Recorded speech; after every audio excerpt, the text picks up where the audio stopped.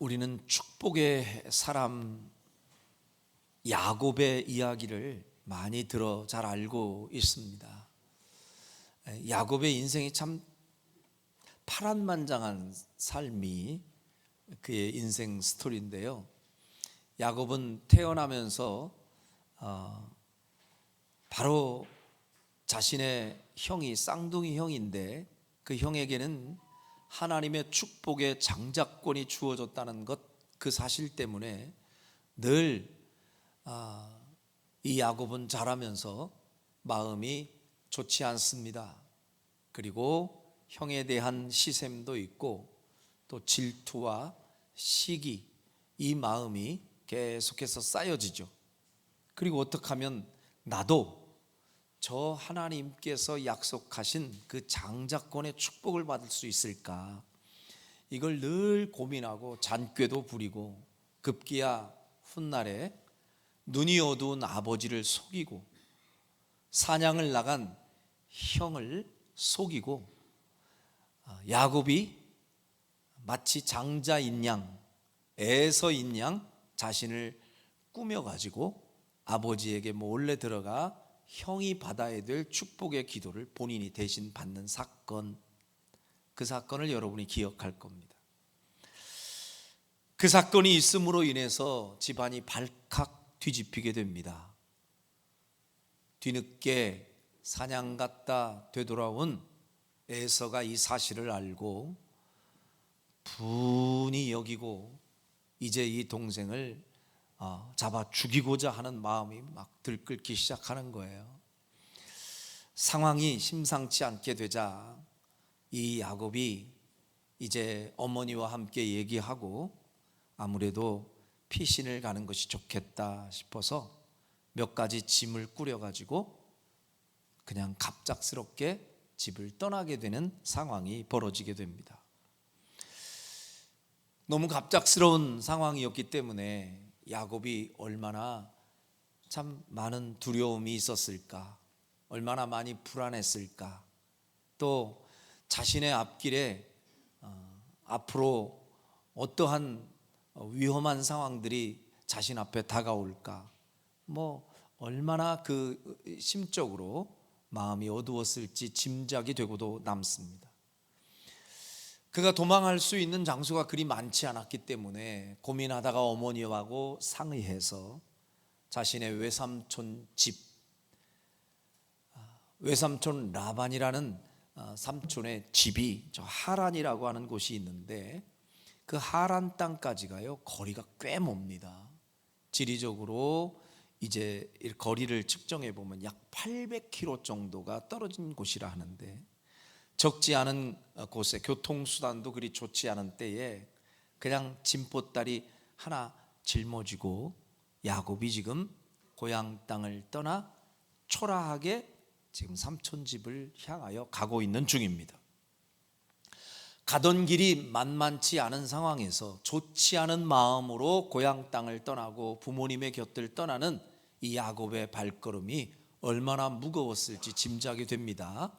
가다가 지쳐서 그는 한 길바닥에 엎드러져 이제 지쳐서 쓰러져 있습니다. 그리고 이제 잠을 좀 자려고 하는데 편안한 잠자리가 아니잖아요. 베개가 제대로 있겠어요? 뭐 있어요? 주변을 살펴보니까 베개를 할 만한 돌덩어리 하나가 있어요. 그거 찾아다가 길 옆에다가 눕혀놓고, 아니 본인이 그걸 베고 자신이 거기서 누워가지고 돌을 베개 삼고 잠을 청합니다. 그러니까 숙면을 취하는 상황도 아니고 아주 불편한 상황에서 심리적으로 많이 우울하고 절망적인 상황 가운데서 생명의 위협을 느끼는 그런 어두운 상황 가운데서 야곱이 지금 지쳐 쓰러져 잠이 들어 있는 상황이에요. 그런데 이 상황에서 야곱이 아주 특별한 경험을 하게 됩니다.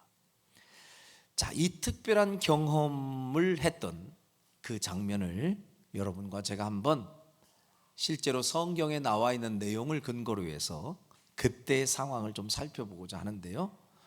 오늘 본문이 기록되어 있는 내용에서 얼마 멀지 않기 때문에 몇 장만 뒤로 가서 같이 보도록 하겠습니다. 창세기 28장에 그 배경이 되는 내용이 설명되어 있는데요. 자, 창세기 28장으로 한번 여행을 떠나보겠는데요. 창세기 28장에 가보니 자, 10절부터 한번 보겠습니다. 제가 지금 설명했던 내용이 이제 여기에 나오게 돼요. 자, 10절부터 한번 보겠습니다. 자, 시작.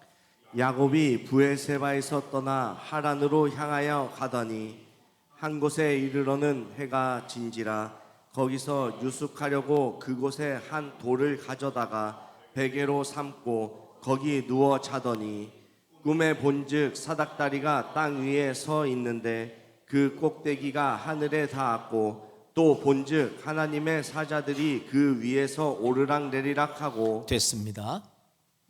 이런 희한한 광경을 꿈에서 야곱이 보게 된 겁니다. 지금 지쳐 쓰러져 돌베개 베고 잠을 자고 있는 중에 신비한 꿈을 꾼 거예요.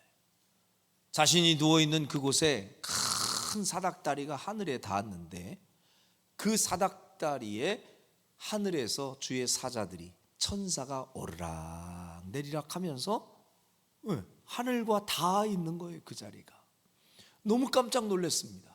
그것도 놀랐는데 거기서 그치지 않고 하나님의 음성이 들려오는 거예요. 13절 말씀이죠.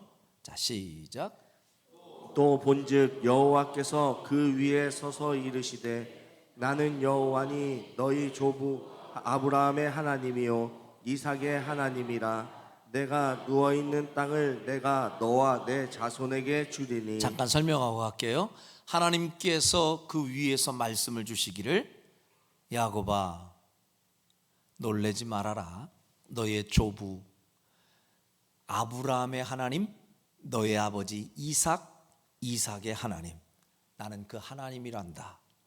그러면서 네가 지금 누워있는 이 땅을 무슨 말이에요? 지금 야곱이 누워있는 땅은 그렇게 좋은 땅이 아니잖아요. 도망하는 중에 지쳐 쓰러져 있는 절망과 슬픔의 장소, 위기의 장소, 그리고 아무것도 없이 혼자 탈진되어 있는 그 장소, 실패의 장소예요.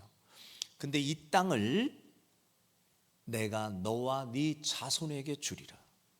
그러니까 이 땅이 아주 복된 땅으로 너의 자손에게 주어질 것이다 하는 약속을 주시는 거예요. 그러더니 그 약속은 거기서 끝나지 않고 이렇게 이어집니다. 14절 시작. 내 자손이 땅에 티끌같이 되어 내가 서쪽과 동쪽과 북쪽과 남쪽으로 퍼져나갈지며 땅의 모든 족속이 너와 내 자손으로 말미암아 복을 받으리라. 엄청난 축복의 약속이 주어집니다. 네 자손이 땅의 티끌과 같이 될 때가 있다. 아니 지금은 나 한 사람 내 몸 하나 간수하기도 힘든 처지인데 하나님은 지금 먼 훗날 야곱이 감히 상상하지도 못하는 그 먼 후대의 일까지 하나님은 그림을 그리면서 너가 알지 못하는 그 훗날에 네 자손이 땅의 티끌처럼 많아질 때가 올 것이다. 엄청난 축복의 약속이죠. 자, 그리고 15절에서 계속해서 이런 약속을 해주십니다. 시작.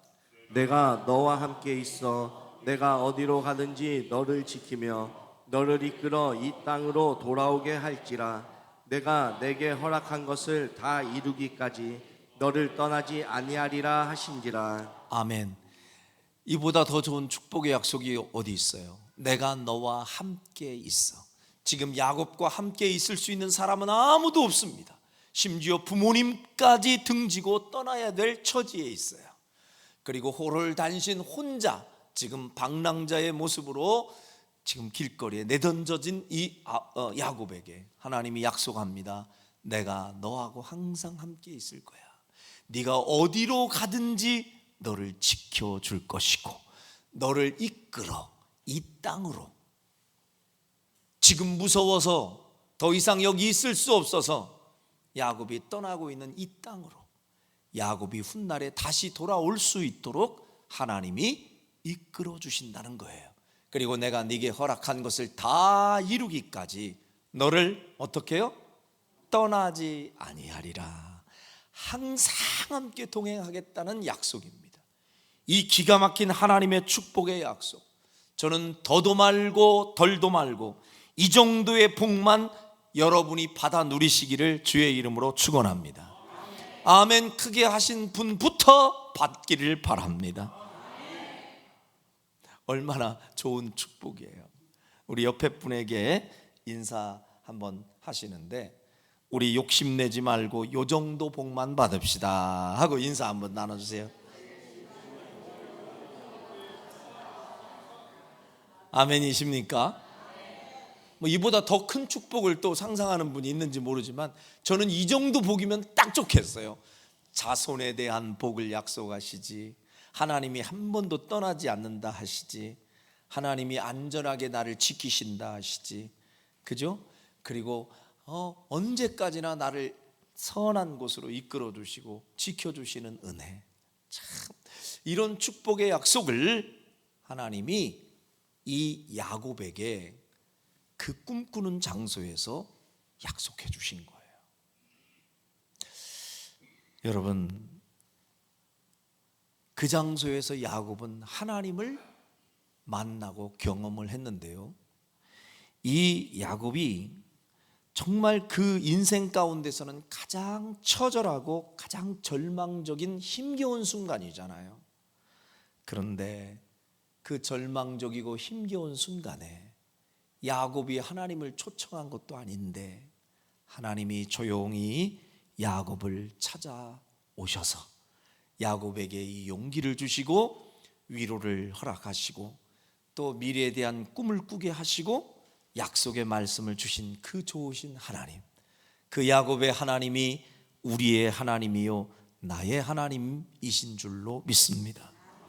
내가 감당할 수 없는 문제를 만나고 기막힌 절망의 상황을 만났을 때 육신의 눈으로 보면 그 상황이 끝장난 순간같이 보여도 영적인 눈을 열고 보면 하나님을 만날 수 있는 절호의 기회가 될 수도 있다는 사실을 믿으시길 바랍니다. 따라합시다. 인간의 끝이 하나님의 시작이다. 믿으시면 아멘.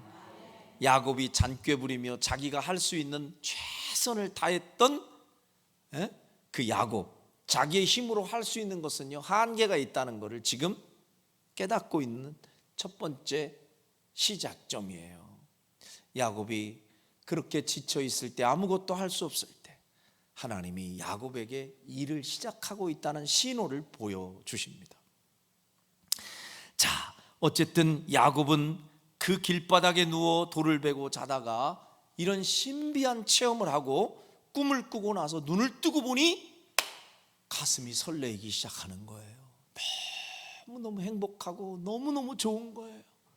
그리고서 그가 하나님을 그 자리에서 찬양하며 예배하기 시작하는데, 이 야곱이 그 장소에서 하나님 앞에 어떤 찬송을 올려드리는지 한번 보겠습니다. 자, 16절 17절입니다.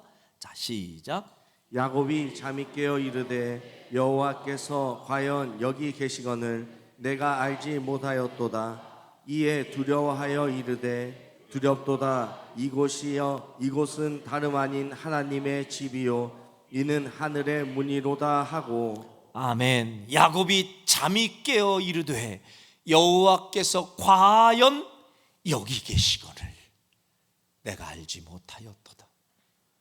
그 꿈을 꾸기 전에, 하나님을 만나기 전에는 야곱의 눈에 보인 그 장소는요 가장 비참한 장소예요. 그렇죠? 그냥 허허벌판이에요. 아무 소망이 없는 장소예요. 남들이 많이 찾지 않는 장소일 수도 있어요. 근데 야곱이 그 하나님을 경험하고 보니, 영적인 눈이 열리고 보니 여기에 하나님이 계시구나, 하나님이 나를 찾아오셔서 나를 만나 주셨구나, 나에게 약속의 말씀을 이렇게 주신 이 장소, 여기가 곧 하나님의 집이구나 라고 고백합니다. 그리고 야곱은 그 장소를 일컬어 19절에서 그곳 이름을 뭐라고 지었대요? 베델이라 하였더라. 따라합시다. 베델. 이 베델이라는 이름이 직역하면 하나님의 집, 그 소리예요. 야곱은 그 장소를 하나님의 집이다, 여기가. 일반적으로 사람들은 하나님의 집 하면 어떤 건물, 으리으리한 집, 하나님을 모신 어떤 집, 건물이 있어야 하나님의 집이라고 생각을 하잖아요. 근데 야곱은 거기에서 하나님을 만나고 보니, 영의 눈을 열고 보니 사닥다리가 있어 하늘로 오르락 내리락 하는 천군 천사가 막 왔다 갔다 하고, 어머, 이 장소가 이렇게 신령한 처소였어? 여기가 하나님의 집이구나. 사랑하는 여러분, 값비싼 재료로 궁궐같이 지은 성전만이 하나님의 집이 아닙니다. 하나님과 만남이 이루어지고 하나님과 교제가 이루어지는 처소라면 그곳이 들판이어도 초가집이어도 피세고 냄새나는 지하 단칸방이라도 우리 주님을 모신 그곳이 바로 하나님의 집이요 하늘나라임을 믿으시길 바랍니다. 금은 보석 다 동원하여 지은 근사한 교회 건물이라 할지라도 그곳에 만일 하나님이 임재하시지 않는다면 그곳은 세상 건물과 전혀 다를 바가 없어요. 그냥 건물이지 하나님의 집이라고 말할 수 없어요. 십자가 하나 달랑 붙어 있으면 거기가 하나님의 집이냐? 아니요. 십자가 10개를 1000개를 달아놓고도 하나님이 임재하지 않으시면 그냥 세상 건물일 수도 있고요, 십자가 하나 걸 수 있는 형편이 안 될 수도 있고, 지하 단칸에 정말 냄새나는 그런 초라한 곳일지라도 그곳에서 하나님과의 교제가 되고 하나님께 예배할 수 있고 하나님의 음성이 들려오는 장소라면 그 장소가 오히려 거룩한 하나님의 처소, 하나님의 집이라고 말할 수 있는 베델이 되는 줄로 믿습니다. 초막이나 궁궐이나 내 주 예수 모신 곳이 그 어디나 하늘나라. 할렐루야. 어디가 됐든 상관없어요. 하나님의 임재하신 처소, 그 장소가 복이 있는 장소가 되는 것입니다. 야곱이 그곳에서 하나님의 임재를 경험하고 너무 감동해서 하나님께 엎드려 제사하며 서원을 합니다. 하나님께. 하나님이 야곱에게 야, 너 나하고 계약서 쓰자, 뭐 하나님이 그렇게 무슨 내용을 제시한 것도 아니에요. 야곱이 먼저 하나님의 은혜를 경험하고 그 야곱이 하나님께 이런 약속을 드리는데 2가지 약속을 거룩하게 하나님 앞에 서원하며 드립니다. 20절에서 22절인데요, 같이 한번 읽어보시죠. 시작. 야곱이 서원하여 이르되 하나님이 나와 함께 계셔서 내가 가는 이 길에서 나를 지키시고 먹을 떡과 입을 옷을 주시어 내가 평안히 아버지 집으로 돌아가게 하시오면 여호와께서 나의 하나님이 되실 것이요 내가 기둥으로 세운 이 돌이 하나님의 집이 될 것이요 하나님께서 내게 주신 모든 것에서 10분의 1을 내가 반드시 하나님께 드리겠나이다 하였더라. 야곱이 돌베개 베고 자던 그 돌을 제단 기둥으로 삼고 딱 하나님 앞에 드릴 게 뭐가 있어야지, 아무것도 없어요. 그래서 그것을 제단 삼아 하나님께 예배하며 하나님께 약속을 합니다. 하나님이요, 나는 지금 하나님도 아시다시피 이렇게 쫓기는 신세가 됐고 도망자의 신분이 되었습니다. 그 그리운 고향 땅으로 아버지 어머니 품으로도 지금 갈 수 없는 상황인 걸 아시지 않습니까? 내가 이렇게 참 기막힌 처지에 놓여 있는 사람이지만 하나님이 이 귀한 약속을 주셨으니 하나님의 약속대로 내가 안전하게 이 땅에 다시 오는 그런 기적이 훗날에 이루어진다면, 하나님이 나를 지켜주시고 나를 안전하게 이 고향 땅으로 다시 올 수 있도록 하나님이 나를 복 주신다면 제가 하나님 훗날에 그 날이 되면 반드시 하나님 앞에 내가 세운 이 돌이 하나님의 집에 모퉁이 돌이 되도록, 기초돌이 될 수 있도록. 그 얘기가 뭐예요? 이곳에서, 이 베델에서 하나님을 높이는, 하나님을 제사하는 제대로 된 제사, 하나님께 드릴 수 있는 날이 분명히 있을 겁니다. 제가 약속하겠습니다. 그 소리예요. 오늘날로 얘기하면 하나님 앞에 예배하는 예배의 처소, 하나님의 성전을 내가 지어드리겠습니다. 뭐 이런 마음이에요. 두 번째는 하나님께서 그동안에 내 삶의 현장에 부어주시는 축복의 열매를 제가 제 힘으로 이루었다 생각하지 않고 하나님이 주신 것으로 인정하며 그 가운데 10분의 1을 떼어 반드시 하나님께 드리겠나이다. 이게 서원이에요. 약속. 하나님 앞에 기도하는 많은 기도의 내용이 있는데 정말 하나님께 쉽지 않은 기도이지만 굉장히 응답의 효력이 빠른 기도가 하나 있는데 그게 서원 기도라는 거예요. 근데 서원 기도는 함부로 하면 안 돼요. 하나님은 너희가 서원한 것을 지키는 것이 너희에게 해로울지라도 서원한 건 반드시 지켜라. 하나님은 그 약속을 반드시 지키길 원하세요. 여러분들이 만일에 하나님 앞에 서원했던 것들이 있다면, 약속했던 것들이 있다면 그 약속을 잊지 않고 이행하시기를 바랍니다. 하나님 약속을 지키시는 하나님이기도 하고 우리에게 약속을 요구하기도 하시는 하나님이신데, 그 약속이 있을 때는 하나님이요 반드시 그 약속에 대한 축복을 주시는데, 이 한나도 마찬가지잖아요. 한나도 하나님이 나에게 아들을 주신다면 내가 그 아들을 하나님 앞에서 구별된 모습으로 드리겠습니다. 하나님 앞에서 키우겠습니다. 그 약속을 하고 하나님께 소원을 빌잖아요. 그러니까 사람이요 다급할 때는 그래서 그거 좋지 뭐, 가질 거 약속하지 뭐 나도. 그래서 약속을 전제로 해서 서원하며 하나님께 막 기도할 때가 있어요. 왜? 화장실 급할 때. 그래서 막 급할 때는 뭐 아무것도 안 보여. 막 하나님이 나에게 이것만 해주시면 내가 이것도 하고 저것도 하고. 근데 화장실 딱 갔다가 나올 때는 정신이 제정신으로 돌아와가지고 그때부터는 아니 그게 아니고 하나님 제가 급해서 그때 얘기는 했는데 또 절충을 하려고 그래. 그때부터. 이게 문제예요. 서원한 건 반드시 지키셔야 돼요. 그래서 서원은 함부로 하는 게 아니에요. 그러나 야곱은 서원을 했어요. 하나님 내가 반드시 이 일을 행하겠습니다. 왜? 다급하거든. 그래서 날 꼭 지켜주십시오.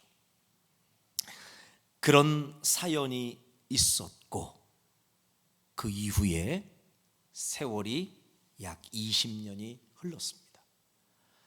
야곱이 그 황홀한 꿈, 신비한 꿈, 그 꿈을 꾸고 하나님을 만난 경험을 한 뒤에 하나님께 너무도 묵직한 약속을 드린 후에 세월이 흘렀어요. 삼촌 집에 가서 약 20년 동안 열심히 일했습니다. 막 종처럼 일했어요.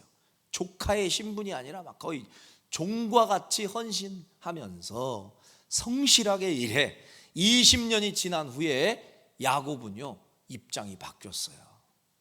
아주 부유한 자가 되었습니다.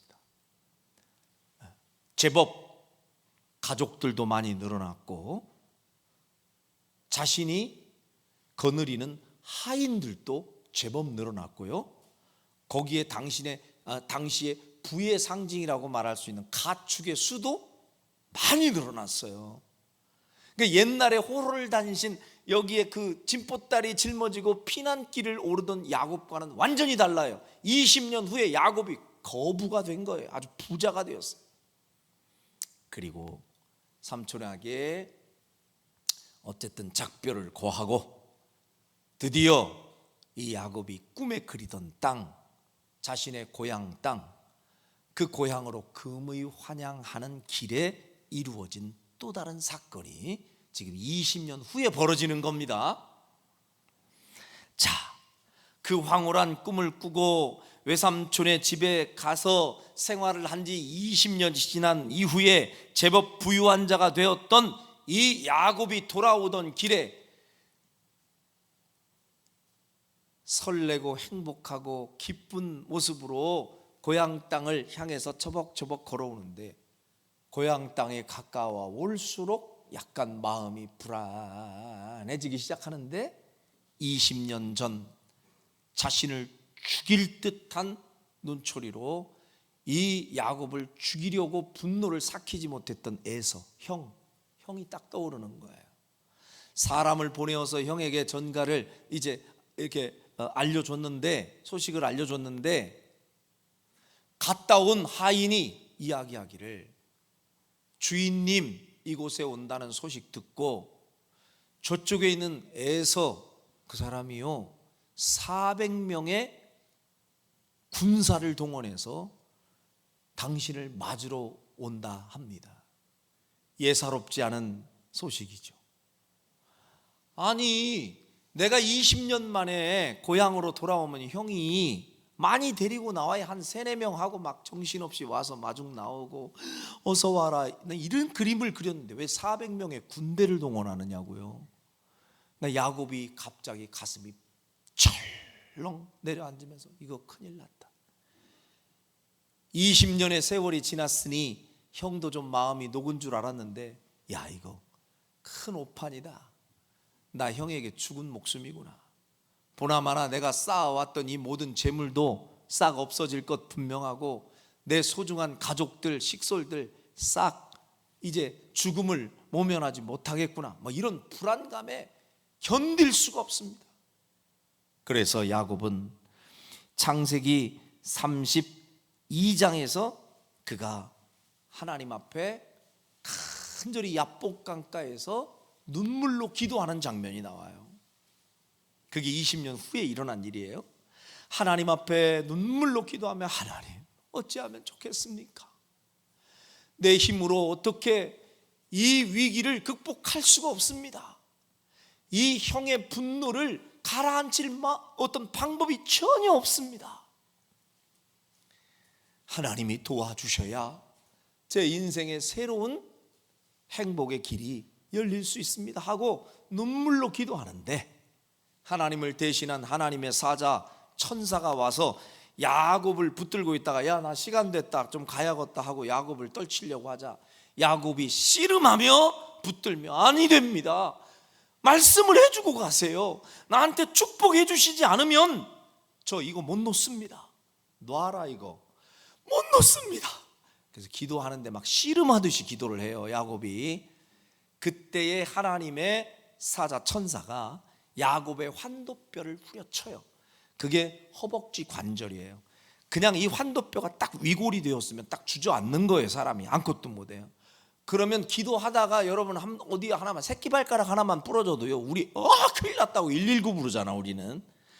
근데 야곱은 뭐 부러져도 소용이 없고 붙잡고 이 야곱의 근성이 얼마나 대단한지 목숨 걸고 기도합니다.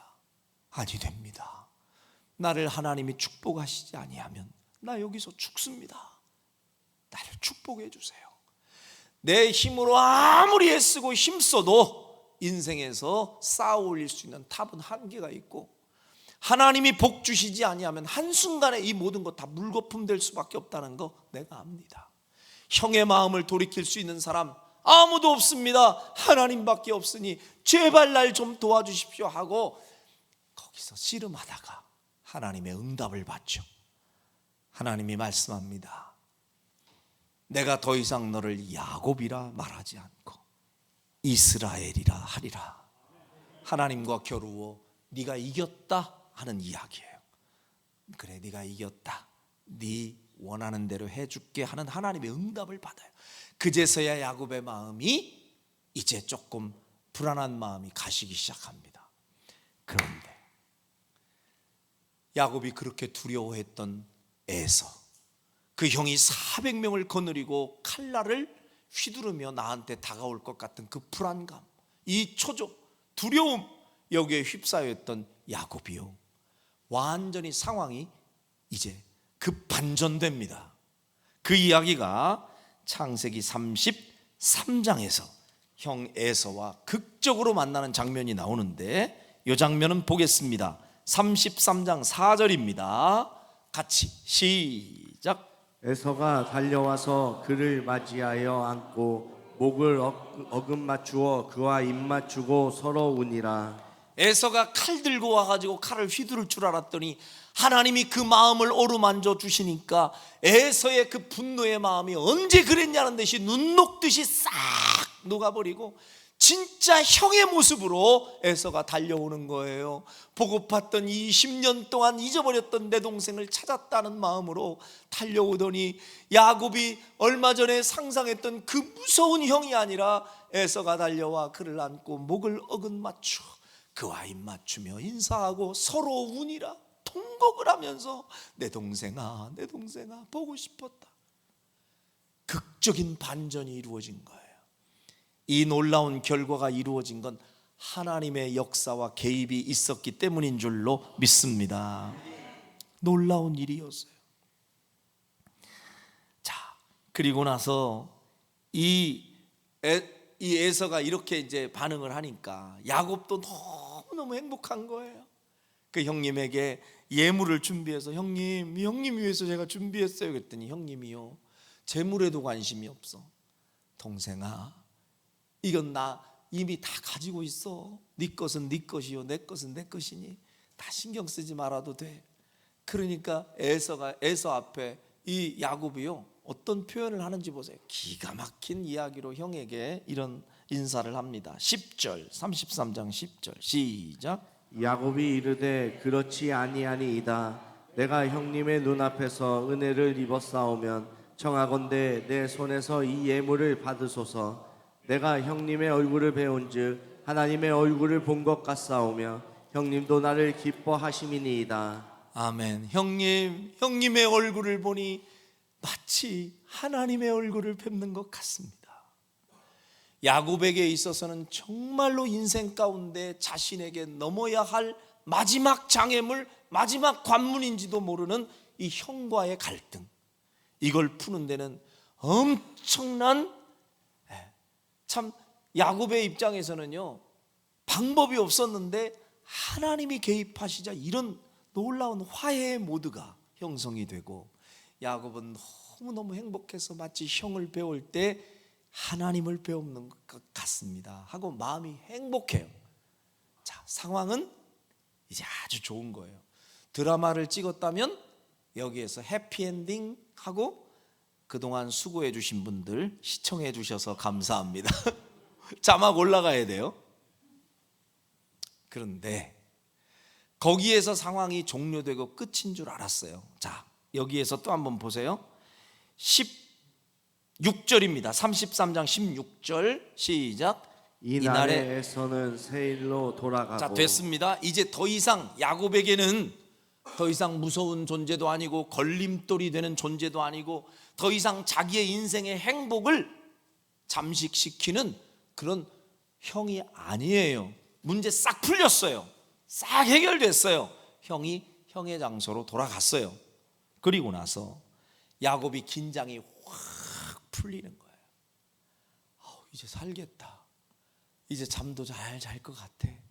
그리고 나서 식솔들을 다 모아놓고 내 형과의 모든 갈등의 문제가 싹 해결됐다.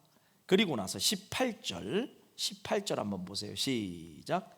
야곱이 밧단 아람에서부터 평안히 가나안 땅 세겜 성읍에 이르러 그 성읍 앞에 장막을 치고. 자, 이제 여기서부터 어떻게 보면 드라마의 제 속편이 이루어지는 거예요. 자, 이제 제가 여러분들에게 잊어버린 이야기를 다시 상기 한번 시켜주겠습니다. 서두에 제가 28장에서 비교적 상세하게 예전에 이 야곱이 고향 땅을 떠났을 때의 상황을 이미 같이 말씀을 드렸고 여러분도 기억하고 있습니다. 20년 전 그때 어떤 일이 있었어요?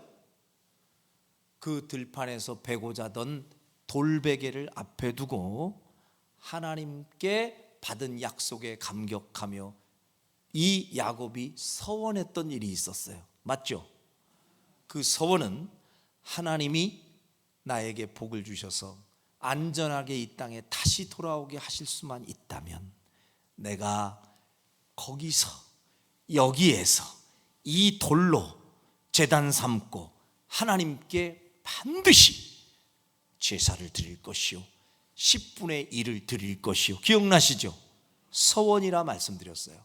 그러면 그냥 일반적인 상식으로 생각해 보면 이 야곱은 돌아 20년 후에 부유해지고 이제 거부가 되고 가장 문제가 되었던 형과의 문제도 싹 풀렸어요. 이제는 거칠 것이 없어요. 거침이 없어요. 그럼 야곱은 어디부터 가야 돼요? 어디로 가야 돼요? 베델로 갔어야 맞아요. 그죠? 하나님과의 약속이 있었던 장소, 하나님과의 만남이 있었던 그 장소, 그 베델로 갔어야 맞다고요. 그런데 야곱이 형과의 문제가 싹 풀리고 긴장이 확 풀리니까 그가 어디에 장막을 쳤대요? 세겜이에요. 세겜. 세겜이라는 성읍에 이르러 그 성읍 앞에 장막을 딱 쳤다. 야곱과 함께하는 식솔들이 적지 않습니다. 그 많은 사람들과 함께 야, 좀 쉬고 가자 여기.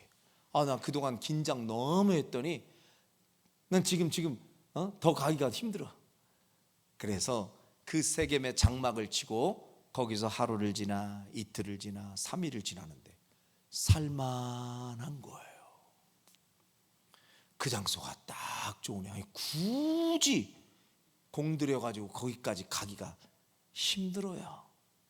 베델이라는 곳은요 해발 한 300m가 이 세겜 땅에서보다 높다고 그래요. 그러니까 가는 것도 좀 힘들어. 그러니까 이 세겜 땅이 딱 좋거든요. 그곳에 안주하기 시작합니다. 그곳에 머무는 시간이 길어지기 시작합니다. 그런데 그렇게 그 땅에서 거주하는 기간이 길어지면 길어질수록 지금 야곱에게 하나님과의 약속은 희미해지는 거예요. 그러니까 영적인 수면 상태에 들어간 것입니다. 그로 인한 결과가 생각보다 더 치명적이에요. 아무 일 없을 줄 알았어요.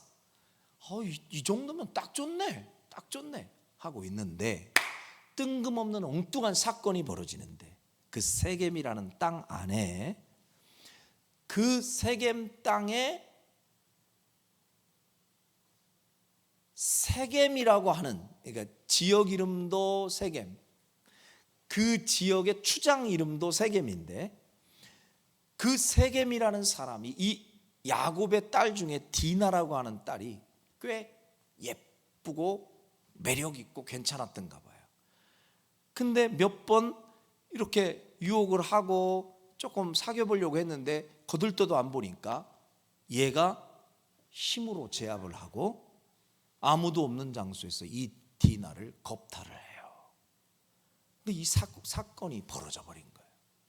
이 사실을 디나의 오빠들이 그러니까 야곱의 아들들이죠. 이 사실을 나중에 알게 됐어요. 꼭지 열리고 뚜껑 열리죠. 가만히 놔두겠어요? 이걸 어떻게 복수를 할까? 머리를 쓰다가 그쪽 세겜의 집안에서 야, 이왕 이렇게 된 거 우리 서로 사돈 맺자. 그 딸을 우리한테 좀 주시오. 그러니까 이 야곱의 아들들이요 야곱의 DNA가 있어가지고 잔꾀를 잘 부리거든요. 머리를 잘 써가지고 그러려면 우리랑 사돈을 맺으려면 의식을 하나 행해야 된다고. 그럼 그 의식이 뭐냐? 이쪽에 남자들이 전부 다 할례를 받아야 된다고. 그러니까 할례가 뭐냐? 근데 거기는 이방인들이니까 잘 모르잖아요.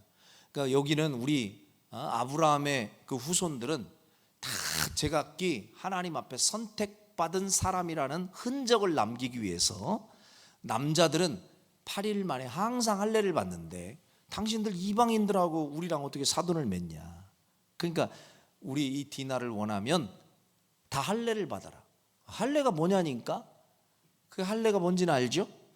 포경수술이에요. 포경수술. 그래서 이 다 큰 성인들을 뒤늦게 포경수술을 하면 이 사람들요 걷지도 못해요. 어그적 하거든요. 갖고는 일제히 전부 다 그 추장 집에서 다 모여.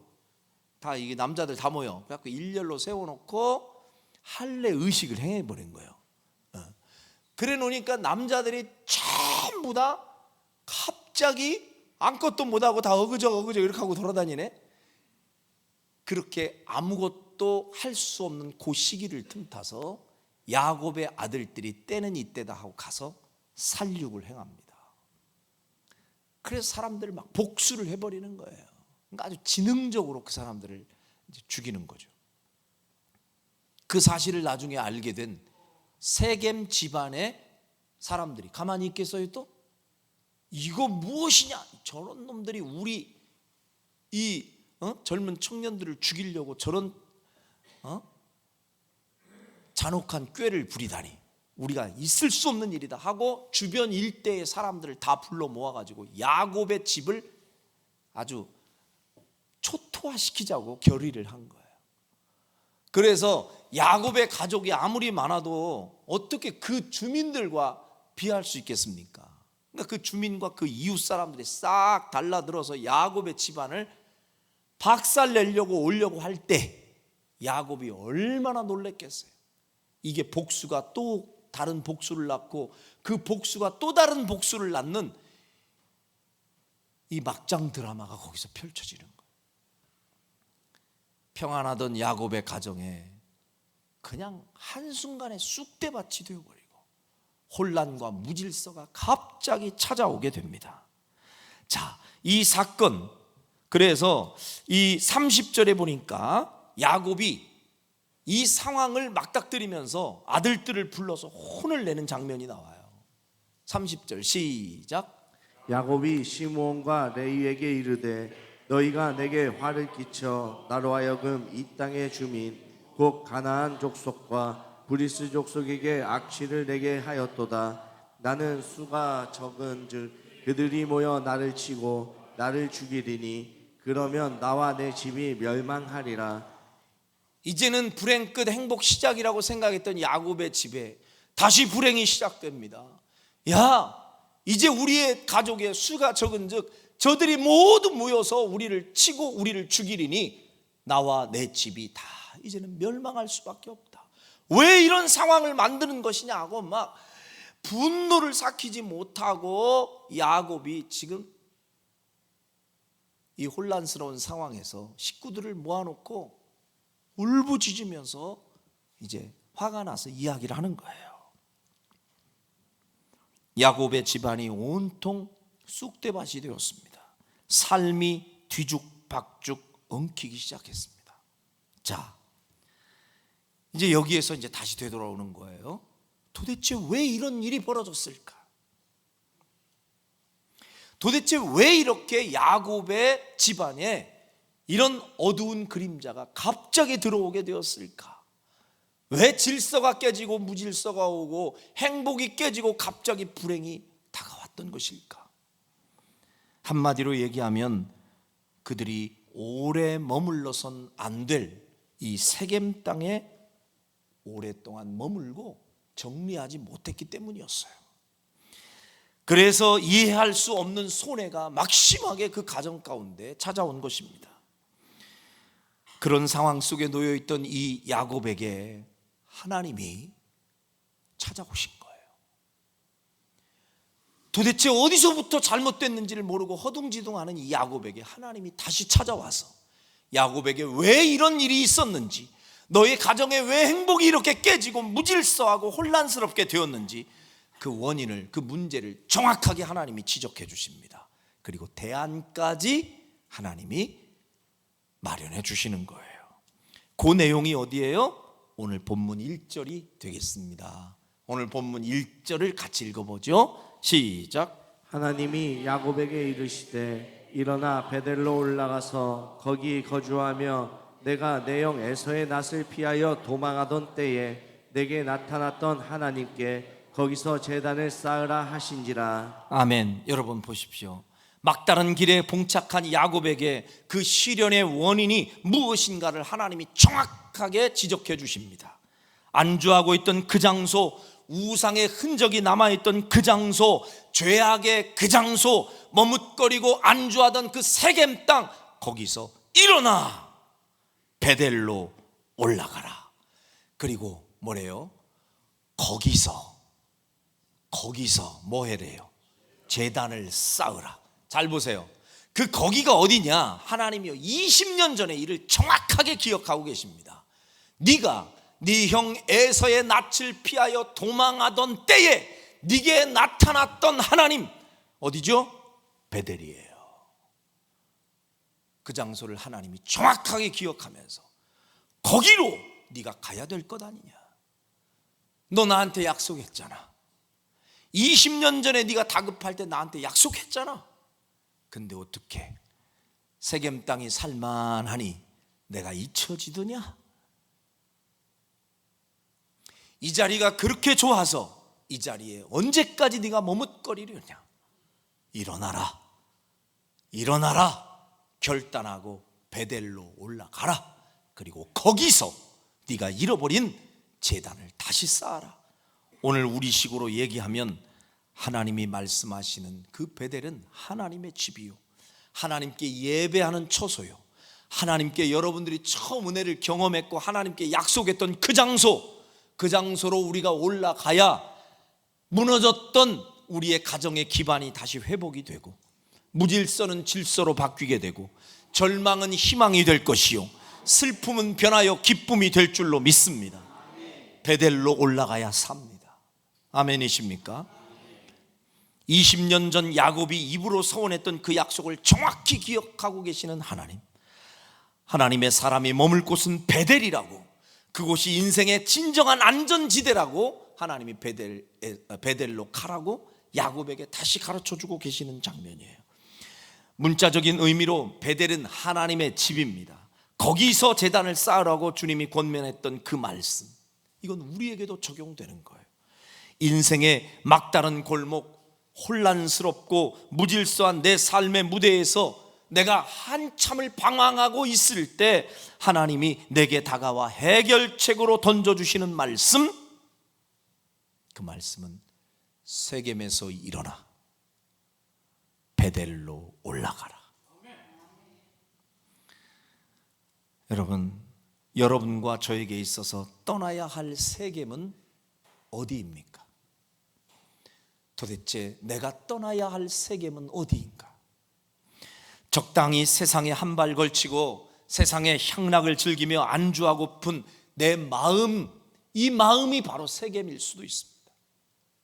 영적으로 깊이 수면 상태에 들어가 영적 무지 속에서 살고 있던 우리의 삶의 주소가 세겜일 수도 있습니다.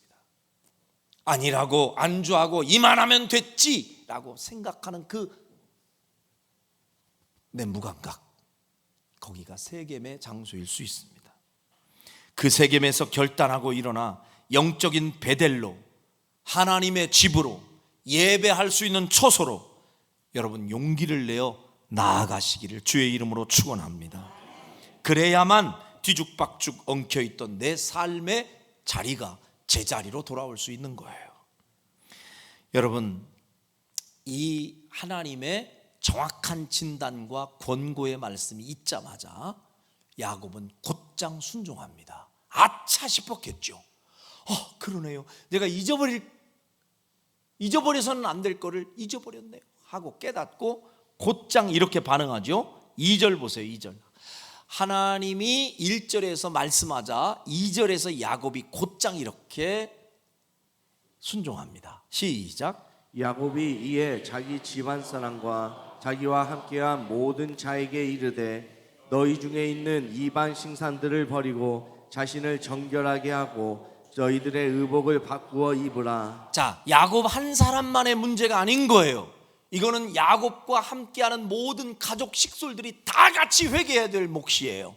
세겜 땅에 머무르면서 뭐가 잘못된지도 모른 채 거기에서 깊이 죄악과 향락에 찌들어 살던 이 야곱의 모든 족속들, 가족들을 다 불러 모으고 야곱이 혼을 냅니다.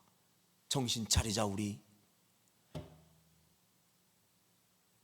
모든 가족들에게 얘기합니다. 자, 지금부터 내 말을 잘 들어. 하나님께서 우리에게 권고하셨다. 살 길을 하나님께서 제시하셨다. 그거는 베델로 올라가라고 하는 얘기인데, 베델로 올라가기 전에 너희 중에 있는 뭘 버리래요? 이방 신상들을 버리고. 잘 보세요. 그동안 안 들키고 잘 깊숙이 하나씩 숨겨왔던 이방 신상들이 있었던 거예요. 여러분, 신상이라고 하는 게 그 막 부처상처럼 큰 것만 신상이 아니에요. 예전에 일본에 우리 한번 목사님들과 선교 여행 갔었는데요, 가보니까 신들이 얼마나 많은 신들이 존재하는지, 그 신들의 모양이요, 아주 조그만 인형 같은 거 있잖아요, 주머니에 이렇게 넣고 다닐 수 있는 그런 신상들이 얼마나 많은지 몰라요. 당시에도 그런 신상들을 숨겨놓고 지금 사는 거예요. 하나님의 통치를 받으며 하나님의 인도를 받는 그런 야곱, 이스라엘의 기원이 되는 야곱의 가정에서도 이런 일이 있었다니까요. 그러니까 야곱이 호통을 치며 우리 중에 있는 이방 신상들을, 잔재들, 뿌리들 싹 뽑아버려라. 아주 정리 확실하게 하자. 그리고 옷부터 갈아입어. 결단하는 모습을 의지로 표명하는 거죠. 옷부터 갈아입어. 싹 갈아입어. 그냥 정결한 모양을 가지고 다 바꿔 입었어? 싹 정리하고, 자, 이제 우리가 어디로 가야 된다? 어디로? 베델로. 자, 3절 같이 봐요. 시작. 우리가 일어나 베델로 올라가자. 내 환난 날에 내게 응답하시며 내가 가는 길에서 나와 함께 하신 하나님께 내가 거기서 제단을 쌓으려 하노라 하매. 내가 거기서 제단을 쌓으려 한다. 너희들도 나를 따르라. 이제 우리가 더 이상 있어야 할 곳은 이 세겜이 아니라 일어나 베델로 올라가자.